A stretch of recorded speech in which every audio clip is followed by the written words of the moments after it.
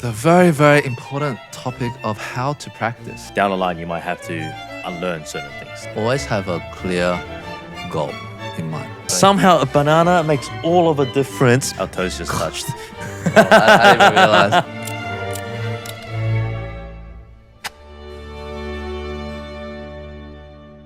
Hello, welcome back to another episode of TwoSet Talks. And this is our first episode featuring, of course, our babies, the violin. Mwah, mwah. Hello, how are you today?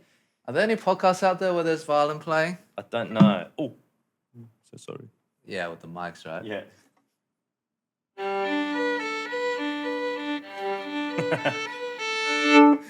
Anyway, so today's topic we thought we would discuss is the very, very important topic of how to practice.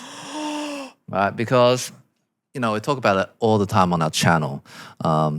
Literally for like the last 10 years. Yeah, exactly. Because we all know you can't improve without practice. You can literally be the most talented, born out of the womb DNA of Paganini and Isai combined. But if you don't practice, you're not going to be able to play.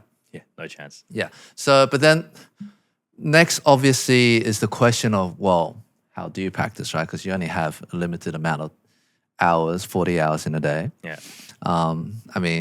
Some can manage to hit 72, but it's how do you get the most out of the time that you put in? And I would even add, how do you make sure you're practicing so you're not actually going backwards? You're not making bad habits for yourself that's going to cause problems down the line, because we've been through that. I was going to be like, for those listeners wondering, why should we listen to Brad and Eddie?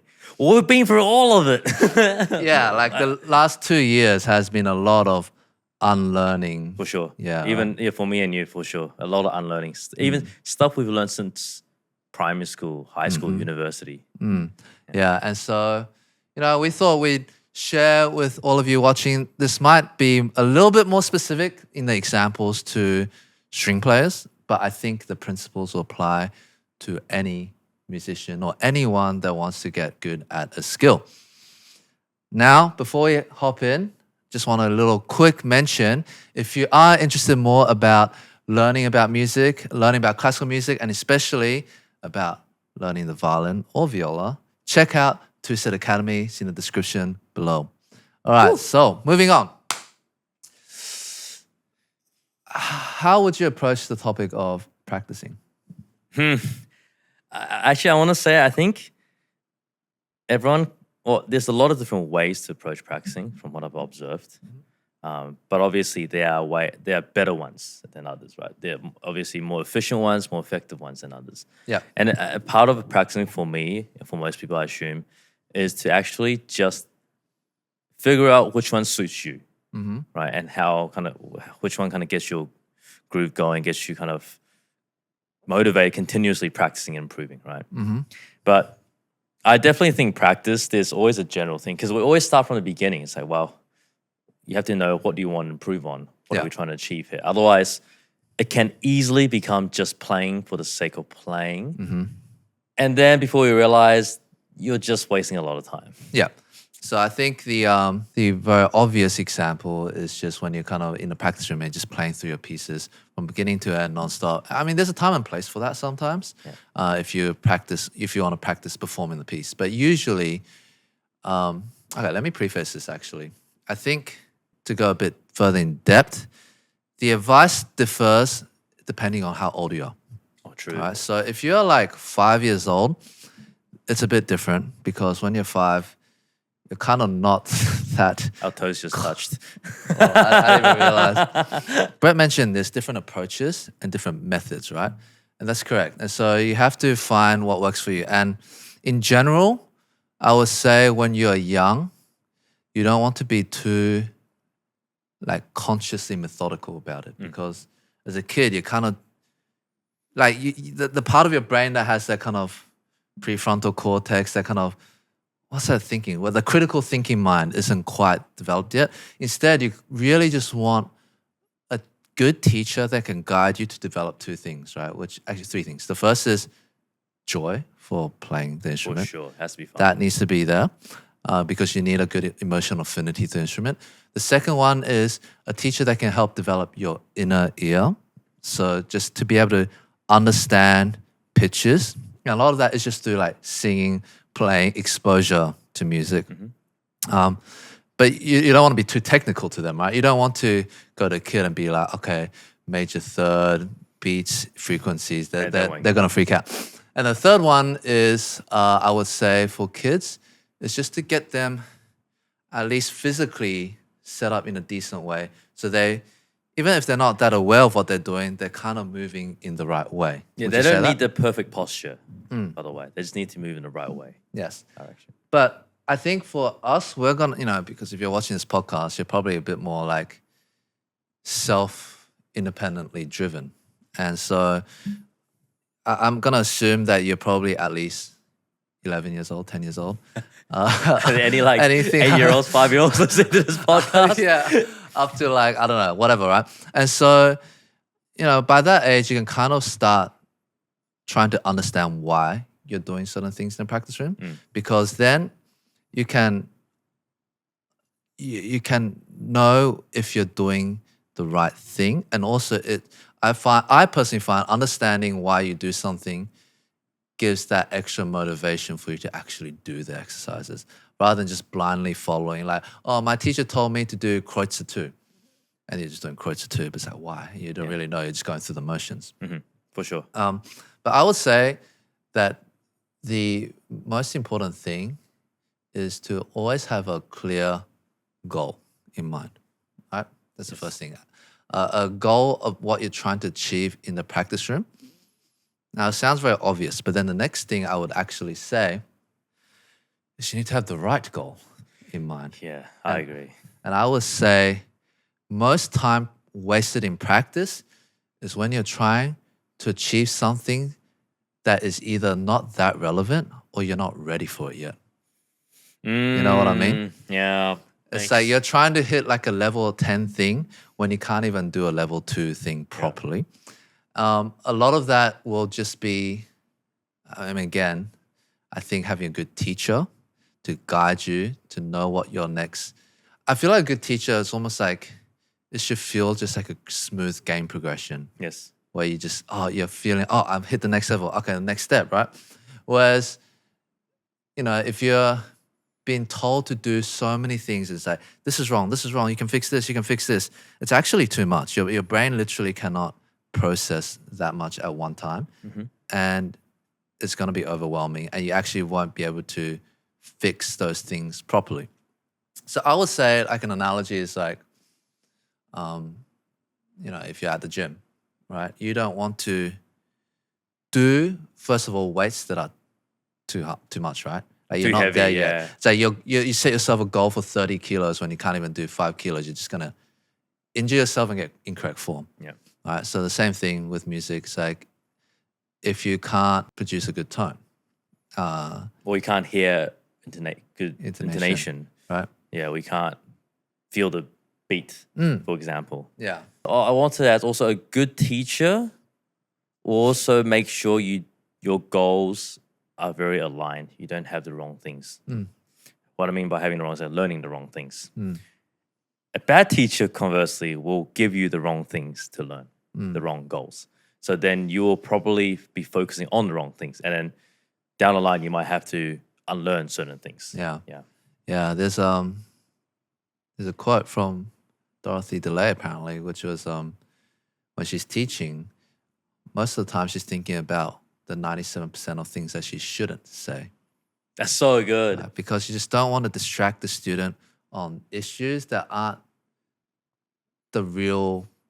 Like you want to focus your energy on the one thing that if fixed will produce the most returns to you in that moment. Yes, because it's like if you tell them to fix a certain bow stroke and you give them 10 different things to work on, it's going to be too much. You have to focus on what's 1 or 2 things that they need, and that's just enough to let them figure it out.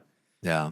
Okay, I think the second tip I would say before we go into kind of like tactics and techniques, I think there's obviously a lot of practice tactics like dotted rhythms and like different ways, we can talk a bit about that. But I think it's important to understand like why you do these tactics of what you're trying to achieve, right? And I think it's important to kind of say that when it comes to music,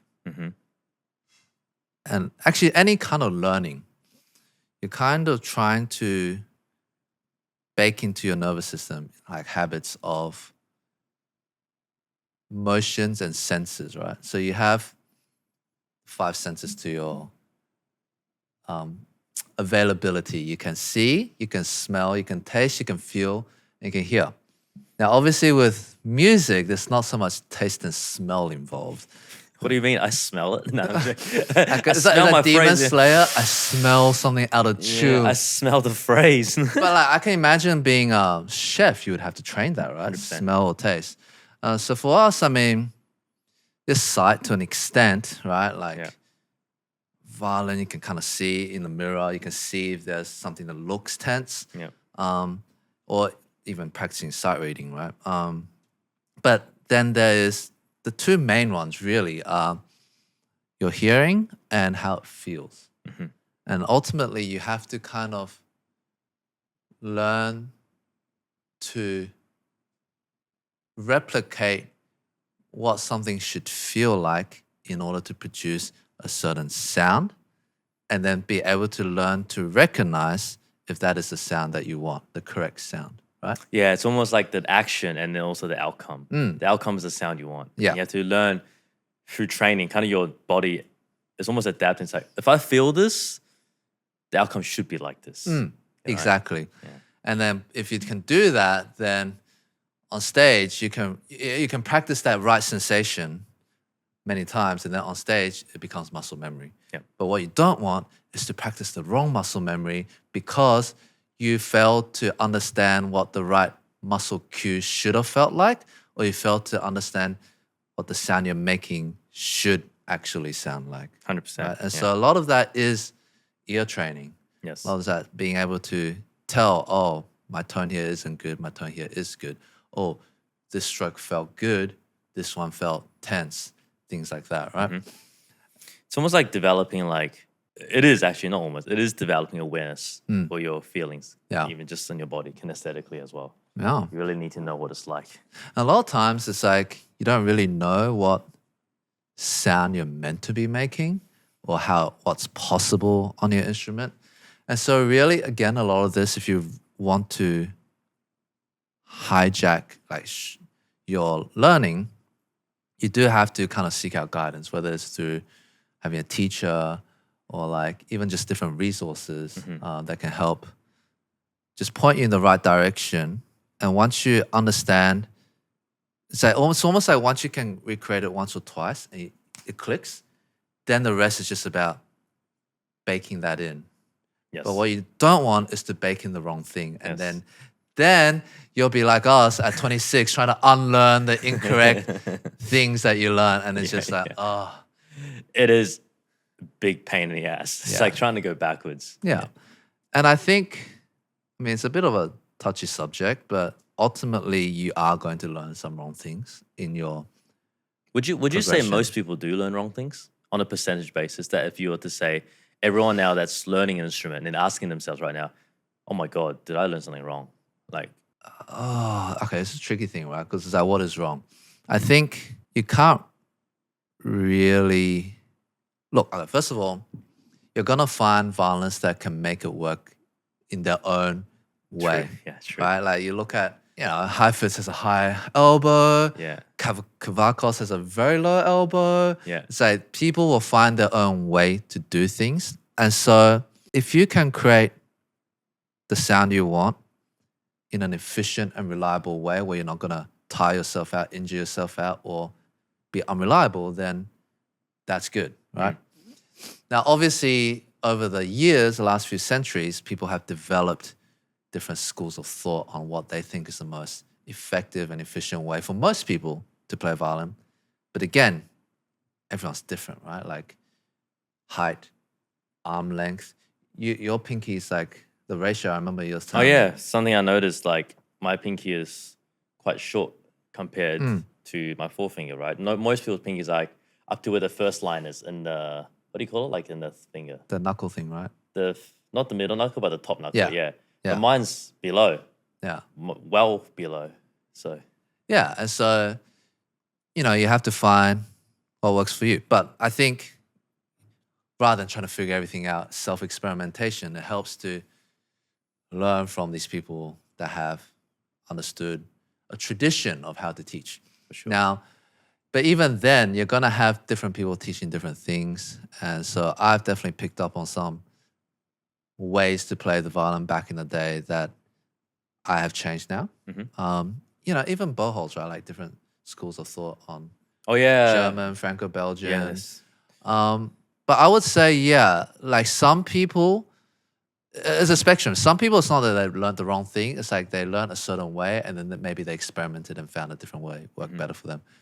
Other people, I would say, just straight up, myself and you and I included, has certain things, obviously not everything, but certain things which just, it didn't work. And it was just felt like fighting an uphill battle. It's like no trying matter to how much you force it. practice, it just doesn't get better. Yeah. And he's like, what's wrong with me? Right? And Because you guided the wrong direction. Yeah. Yeah. Yeah, I really do think it's unfortunate because when you have the wrong kind of guidance and you think you have to like brute force your practice in and you can't get it, it feels discouraging. Yeah, for sure. But I will say I have seen players that have, changed teachers and then within the span of 1 or 2 years, just kind of completely shifted the way they play. Right? Yes. I think I experienced the same thing as you. Yeah. The exact same players, the exact same people, exact same we know teacher. what we're thinking, right? And so it blew my mind. Actually, really changed my mind. to me, that really is a testament that, okay, yeah, practice is necessary, but finding the right guidance or way for you can make a world of difference. I feel like I'm just thinking back, if I fixed all these things early on, the improvement would be so different. Yeah. It'd be so different. There would be no TwoSet. It would just be... Yeah, it would be soloist. I'm joking. Just joking. I'll be cracking all the pegs like Paganini with no effort at all. Yeah. I mean, I don't know. Yeah, it's not to... I really want to say it's not to discredit our previous teachers in any way, because they also had amazing students that played, really well. I think it's just finding the right method for yourself and the teaching style, right? And also just us developing ourselves. I think in the last few years we've learnt. improved a lot, actually. Yeah. Like just in general, right? Just playing wise. I think so too. And I think a big part of that is just also just our own maturity. Because there's a certain maturity where you kind of learn to step back and rather than just practicing out of a place of stress, you're kind of, okay, take a step back. What am I trying to achieve here? Think it through. So that's not really a teacher thing too, right? It's more just like when I was in uni, I was stressing out and every time I was practicing, I'm just like, kind of frantic energy, right? Yeah. So yeah, I would say that's a big part of it too. Should we kind of go into a bit more tactical things for people to try? Why not? Perhaps? Yeah, there's a few things that definitely help for us. Where should we begin? I think, I don't know, Brett, do you have any tips? Okay, well, I think more basic, not even violent specific. It helps me. I don't know if it's for everyone, but before I learn a piece, I always like to listen to a recording first. I know some people have other thoughts. The other side is, you should learn yourself first before you get influenced by certain types of styles and stuff. But which I understand. But for me, it's kind of like, well, I just want to save time, and I really want to understand what the great players are doing. So when I was in university, or even now, I would actually just look into who are the greatest players. So back then, I listened to Oistrakh a lot. Oistrakh a lot, Heifetz a lot, Hilary Hahn a lot. And they kind of give you a guide on how you should play the piece. Yeah. And that saves you a lot of time. A lot of time. So that's definitely the first one. Yeah. Just listen to a few recordings and just get the flow of it first. Can I add to that? It's like, there's this like misconception that if you listen to other recordings, you're not going to be coming up with your own original thoughts. But I actually disagree. I think part of being creative is still getting inspired. 100%. And you want to listen to what a lot of other people do and then pick what inspires and resonates to you the most. Yeah. It doesn't mean just sit in a cave meditating and wait until some divine interpretation. I mean, maybe for some people, Yeah, but right? it's like, yes, you're gonna figure it out. Yeah, like right? there's already great players before you. They've also took inspiration from other great players. Exactly. Right? It's a lineage. It's a lineage. You keep going. I mean, was it like Newton that said he stood on the shoulders of giants? Because it's like even his discovery of gravity, there's like a lineage of Your knowledge is based off previous knowledge. Yeah. Scientists will probably say that. We're going based off kind of what research has done before. Oh, this is impossible. You're starting from ground zero? No way. Exactly. And so I think that helps in giving you an idea of what sound you're trying to achieve. I think that's a good one. Listening to recordings. What else?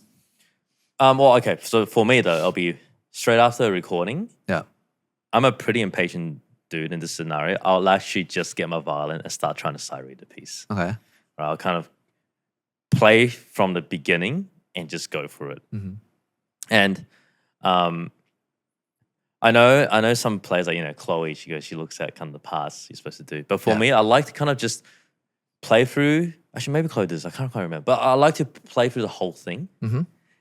And I already know the parts that I need to practice. It's like, okay, this part needs some serious just work, like very slow practice, like metronome, rhythm, all that stuff.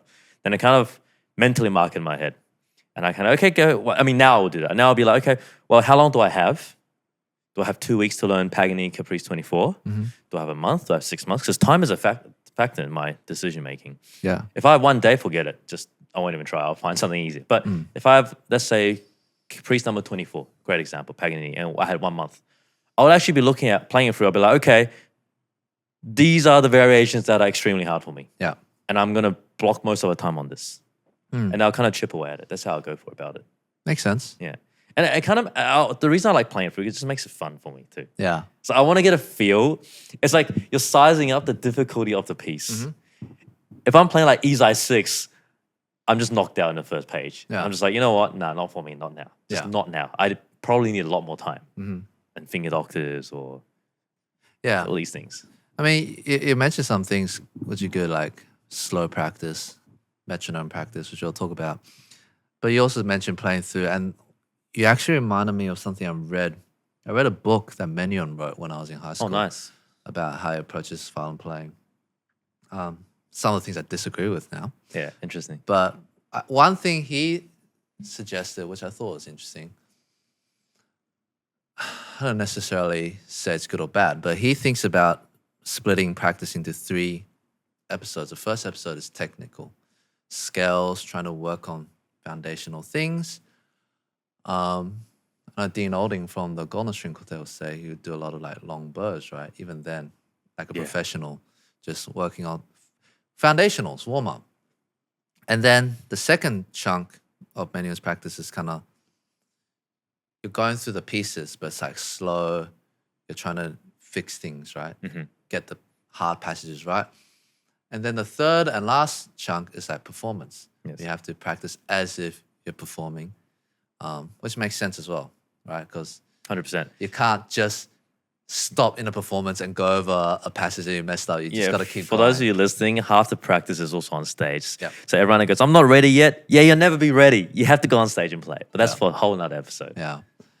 Yeah, I think that's also the mental part too, which for those of you that watch our Queen Elizabeth video, you'll see how much the competitors talk about.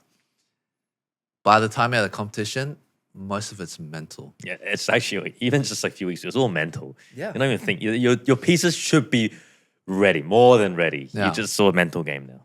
Yeah, and I found that too. In uni, I had mental blockages. I would go on stage and like my bow would shake.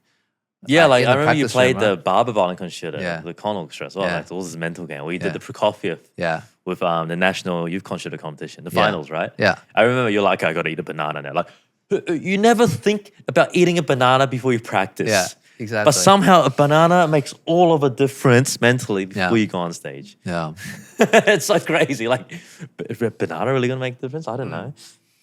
I think for me, because my goals these days when I'm practicing is I'm trying to develop really good baseline foundations. So I can, my baseline for when I just pick up the violin and play a piece is getting higher and higher. The way you can think about it is like there's a floor and then there's a ceiling. And if you're just practicing a specific piece, it's like you're working on raising that ceiling. If you work on the baseline, like your foundations, it's like your starting point for learning a new piece gets higher and higher. So if you're sight reading, you already sound better by default, right? I love that actually. And that actually compounds over time. It does. So I actually think it's, in a long term, it's a more effective way, but in the short term, you still need to learn pieces because if you're only doing baseline things removed from pieces and performances, you might actually do the wrong type of baselines, right? Yeah, because the basslines will become redundant. Redundant, when you're playing the pieces. Yeah. So it's kind of balancing the both of working on getting a piece of music to performance standard versus the baseline of where you start. And so for me, because I know that's my current goal and I know where my areas of most return are, like the things that are holding myself back are, which I mean, right now, a lot of it's on my tone, a lot of it's my vibrato. Actually, so where would you say, I can imagine listeners listening, right? So how would you recommend the listeners to go, well, where is my bass? How do I figure out my bass line? How do I figure out how much I should do to fix my bass line versus how much I should work on that ceiling that you're talking about, the pieces? Okay. So I think, Good question, Brad. yeah, that's a very good You question. guys should thank me. I know what you're thinking. I think my initial response, honestly, is just get someone that knows to listen and True. give you advice. But if you can't, it's a bit like a doctor. You need to diagnose the root cause, right? If someone has a heart attack, the surgery is just preventing you from dying then. But the root cause may be your diet is way too high in calories and saturated fats. It could be you have a certain genetic thing. It could be many factors, right? You have to correctly diagnose the root problem. It could be many things, right? It could be what's holding you back could be some fundamental, but usually fundamentals might be like intonation, it could be rhythm, it could be tone, it could be vibrato. And I think most things are some combination of that. Oh, yeah, you're right. Yeah. I mean, articulation is like a sub thing of tone. But then it's just like being able to hit these four principles well. I mean, okay, obviously then you have the phrasing and the colors. But then again, you could say phrasing is a deliberate construction of how you alter rhythm subtly and how you alter the tone and the projection of notes to create the phrasing, right? Yeah, and make it convincing, right? Yeah. And so you have these building blocks, these pillars that you work with.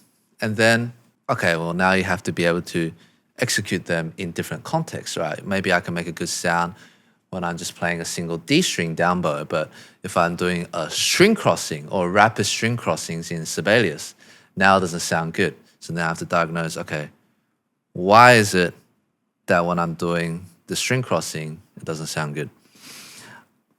But if you can correctly identify the root cause, this is why, again, it just helps so much to have someone guide you. Usually, that root cause is something that will show up all around your playing, not just in that one instance. And then if you can figure out how it's meant to be done, you want to then slow down and just make sure you're not doing that wrong thing ever again. That's kind of the way I'm approaching it. So let's take an example, right? Actually, makes sense because I also just said before you play, sorry. Once you break that root cause down, assuming you identified it right, then all those problems will disappear Yeah. in different contexts. If it's a tone thing, well, now your tone in Paganini, your tone in Tchaikovsky, your tone in quartet playing is going to disappear. Yeah. Like bad tone. So I'll give you an example for me, right? Like, sorry. Shoulder rest.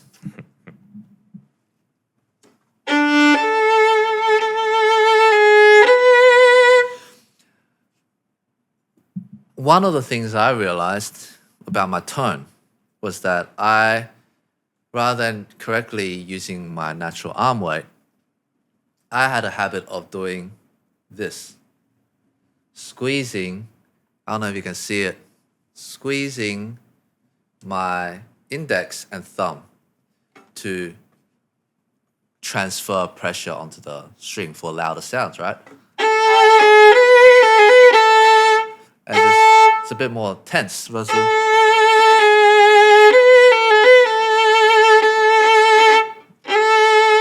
That one's more tense, right? That was tense, yeah. Yeah. I don't know if you guys can hear it through the mic, but to me, like in person, it's very obvious. Yeah. And so once I've identified, okay, there's a cue where this muscle, the feeling, again, you're combining audio cues with kinesthetic cues, right? Okay, this muscle is tensing. That any time I notice in my practice that it tenses, I just stop and I fix it. Yep, because by tensing, you're going to create the outcome of a bad tone, the pressed sound. Exactly. And if I keep going on, I'm just reinforcing that habit of having this tense. Yeah. And now, okay, maybe after a while, I know how to not tense it in a simple legato, but maybe in a rapid, now I'm tensing it again. True, like a string crossing. Or when your left hand gets difficult, you forget about your right hand and it tenses again. Yeah. And then so I'm like, okay, now I need to...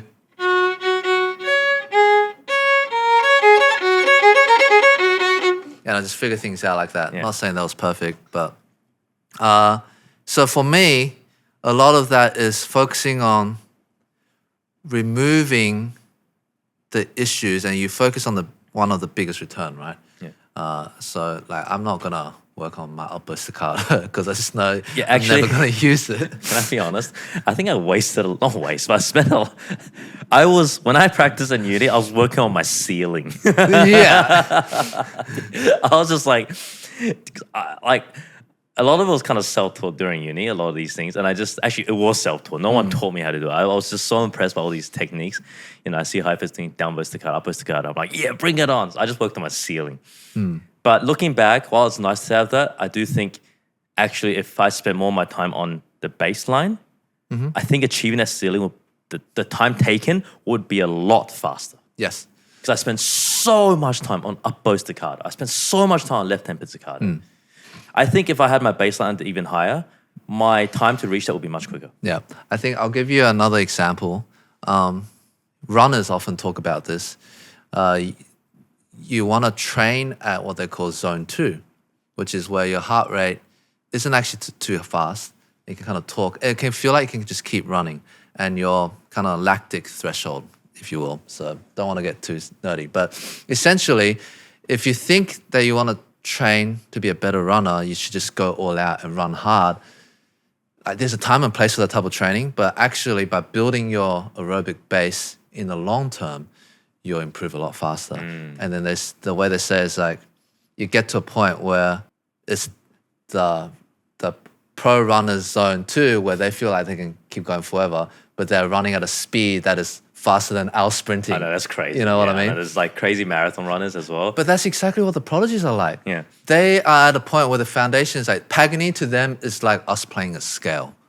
Because their foundation is there. Because their foundation, they can work on everything else. Yeah. They can be like interpretation. They can be like phrasing, tone colors. I'm going to experiment with things. Exactly. Their baseline is so high. Yeah. So actually back to kind of the answer to my question, would you say then the answer is kind of like, well, first identify where the main problems are that are related to your baseline. Yeah. Once you've done that, you always, every day when you practice, you should always block out time, finding the 1 or 2 things like Dorothy Delay. Don't do everything. Do 1 or 2 things that will give you the most return on fixing the baseline. Yes. Then the third is applying that baseline in multiple scenarios, one at a time. Yep. So first is this in the most simple form. So like, it'll be like open strings. Next is open strings with a vibrato. Next is string crossings. Next is double stops. Next is spiccato. Well, whatever it is. Yeah. And I would definitely say usually a teacher will give you some exercises, but the exercises are designed to kind of just remove excess cues so you can focus on getting the right feeling, right? So again, that's why you need to have a goal of what you're trying to achieve with an exercise. There's no point just playing an exercise for the sake of play an exercise, right? But let's say you got given a exercise. I forgot. My brain's blanking. Was that no. I mean, I did that one as well. Yeah, so that's a pretty general.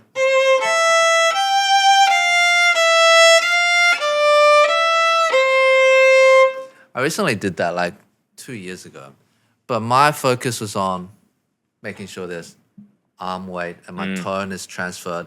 And so I was very deliberate in knowing what sound and what feeling I was trying to achieve. Yes. I'm not just playing. What's the point? Yeah. Yeah. But then you want to get to the point though where you have to start applying it to the music, Yes. because there's always it's a different game with music because there's going to be emotion involved. There's going to be phrasing. You're trying to say something, and if you just practice the technique separate to the music, once you come to the music and perform, you're going to find there's a disconnect there. Right? Yeah. And then from there, I would say you also don't want to overly do it. There's still definitely a time and place where you should just focus on playing the piece. I know especially for vibrato, for example, some vibrato exercises that if you overdo it, it's actually just, you're going to tire yourself out. Yeah. You just do a bit kind of just to loosen and get that feeling in your hand, and then you just incorporate it to your piece. That's right. I'm actually, I'll be honest, I'm definitely a person that likes to play the pieces over and over and again. So and also these techniques, I sometimes overdo it. Yeah. And it gets to a point where it's like the overdoing part, like how do you know when it's overdone? It's like, well, it actually just doesn't help anymore. And sometimes it just takes time, like doing it once for 5 minutes every day for a whole week. It's better to do like, six times 5 minutes every day for a week versus 30 minutes in one go one day. Yeah. For certain things. You're breaking it up actually. Yeah. So your body still remembers it. Yes, I agree. I mean, there's just a higher chance too, if you're doing the same technique for 30 minutes, there's a higher chance that your brain's gonna Switch off. Yeah. And you're gonna not really notice what you're doing. Yeah, actually, I remember there was a video I saw ages ago. It's Zach Perlman. He said, I don't know if it's true or not, but I can kind of see what he means. It's like in every practice session, he doesn't practice for more than 1 hour in one go. Oh, yeah. Because he goes, mentally, it's if you are actually hearing, doing what we just talked about, listening, feeling, doing everything, being aware of your body, doing that for like 30 minutes is already very tiring. Yeah. Extremely tired. It just feels like you've been working this muscle in your head. Yeah, 100%. 100%. If you play, and I've done this before, I play for like 5-6 hours a day, and I've gone nowhere. Just brainless playing. We've all done that. Yeah, I'm just sitting there playing. I did it for Easy 3. I still remember. I was like, this is stupid. I remember doing Easy 3, and I just keep going to, Oh, yeah. and then all that stuff. Like, it was so brainless. There was like no point. I was baking in something. Probably, and I know for sure, a lot of bad technique. Yeah. Right? I did something slightly different. I was intentional trying to practice the technique, but it was the wrong thing. Yeah, so- that's another thing. Again, it's like question what the goal of a technique is. Don't just a teacher say, hey, you should play like this, and you just do this. Like, Yes, try simple. to understand why that might be the case, and always holding in mind the possibility that that might not be correct. Yeah, actually, I won't say who, but I had a technique that was taught to me. It was just not good at it. Yeah. It was just, the idea was just like continually playing near the bridge.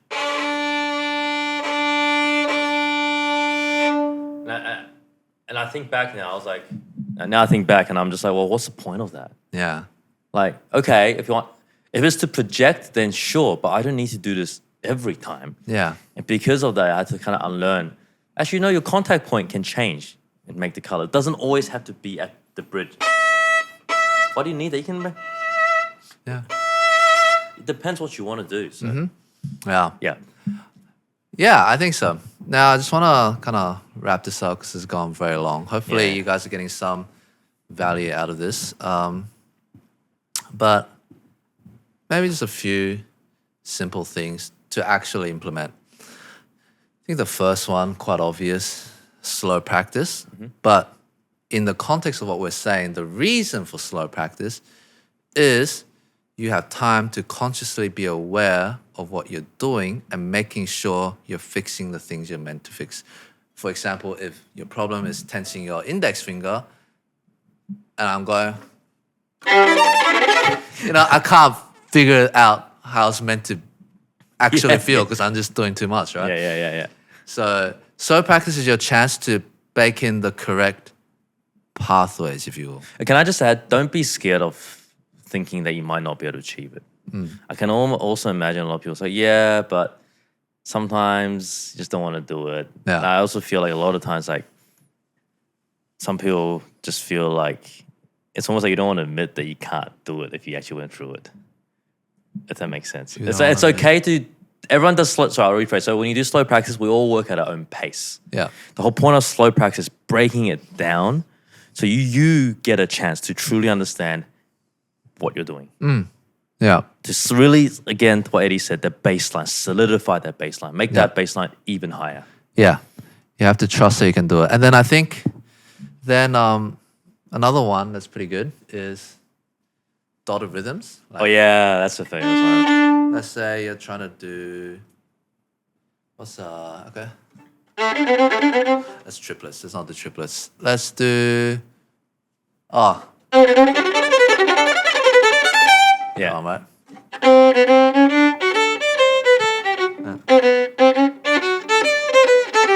Yeah, so you're breaking up the rhythm as da da da da and da da da da da da. But I actually read somewhere. Do you know the reason that works? I don't. I mean, I just knew it according to worked. this, yeah. I mean, it's good. It's a very standard. But the reason it kind of works is actually you're creating chunks, pairs in your mind. So rather than doing everything fast, you do these two fast. Yes. So you're creating little chunks and you build up the chunks. Ah, yeah, gotcha. Yeah. Yeah, you really just improved just then Yeah, already. even just then, right? Yeah. But it's like, so this is basically saying of all the notes, rather than trying to do all of them fast, you do two fast and then you have a break. Too fast and you have a Yes. break. Yeah, these two. Yeah, it kind of it gives your body a chance to kind of feel it out too. It's like an unconscious thing, a muscle memory, the kinesthetic, you can feel it out. Yeah. And then you can actually add on to that, but that's for a whole other topic. What other kind of little practice tricks are there? Can I just add with that stuff? Ideally, it's better if you use a metronome Yes. because you might do that out of time and it kind of defeats the purpose. Yeah. So I say that because I'm pretty lazy on it, but when the metronome does kick in, it helps a lot, just generally. Yeah. Other things to chunk. I think chunking in general is a pretty nice rule to have. It's like if you have something difficult passage, you break it up into smaller parts. Try to nail the smaller parts and then combine them together. Yes, for sure. Something I'll also do is this is a basic kind of intonation one in general. It's not always the best, but if you want to check if you're in tune, obviously you can't have a tune at all the time. Always check with an open string that's in the key that you're playing in. You know what I mean? So if you're playing like, I don't know, like, what's that? Like Lalo, for example.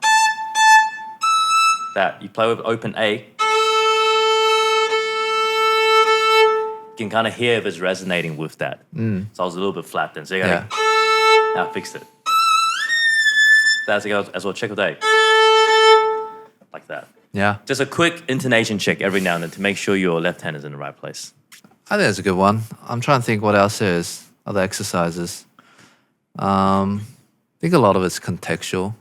Yeah, actually, another one I would do is actually the I think everything is here. A lot of it's actually very contextual. The rhythm one actually knocks out a lot of it. I would also say the rhythm one applies to the right hand too. Just when you're doing different string crossings, you know, when you're going. Oh yeah. You know, when you do different strings, it's like what's the one? I can't think of one example right now. String crossings, breaking up kind of the chunks in the right hand as well. Yeah. So it makes it. Yeah, like that. That's a good one. Something like that. Yeah, right? something like that. When there's like this. I just thought of another one actually. Another exercise.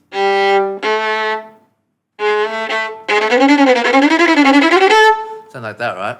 Oh, I know. Practice staccato. Oh, that's a good one. Oh, my left hand wasn't actually even. Yeah, did you hear that, guys? So what happened is his left hand wasn't even, and sorry, I'm just like attacking you. Yeah, But like that was fun. the shift was heavy. Yeah. So you can hear da da da da da da da. The accent came from the left hand. Yes, but if it's more hidden if I'm doing. Can't hear it. Yeah. So Yeah. sometimes having a fast left-hand passage, doing it slurred, exposes that Yes. unevenness. Okay, now that I'm not trying, I've got another one. It's like when you do a long scale run, you can always add one note on. Oh, okay. So it's like,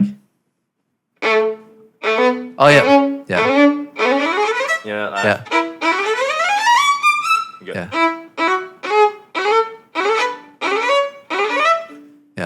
when you add one note, it really breaks it all apart. yeah. And you all know where you typically choke. Yes. Just Yeah. these are just tricks that help you identify these problems. Yeah. And expose everything.